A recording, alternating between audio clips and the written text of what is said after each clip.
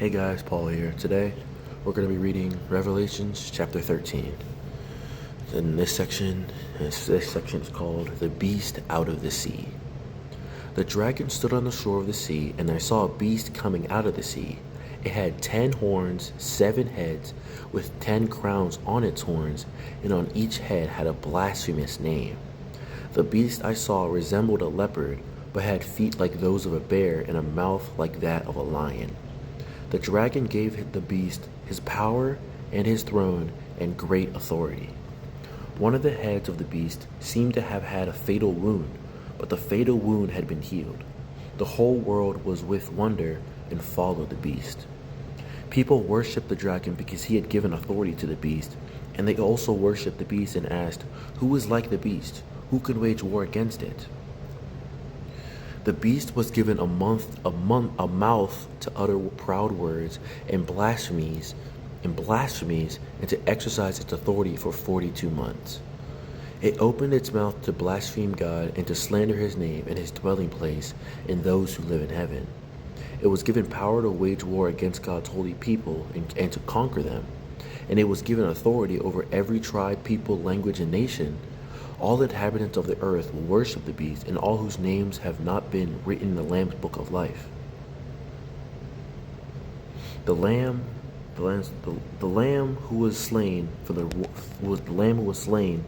the creation of the world. Whoever has ears, let them hear. If anyone is to go into captivity, into captivity they will go. If anyone is to be killed with the sword they will be killed. This calls for patient endurance and faithfulness on the part of God's people. Now this section is called The Beast Out of the Earth. And this section is called The Beast Out of the Earth. Then I saw a second beast coming out of the earth, and it had 2 horns like a lamb, but it spoke like a dragon.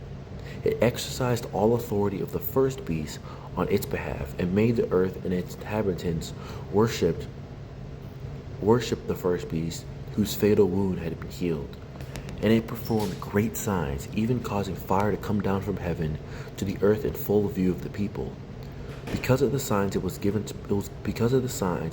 power to perform on behalf of the first beast. It deceived the inhabitants of the earth. It ordered them to set up an image in honor of the beast who was wounded by the sword and yet lived.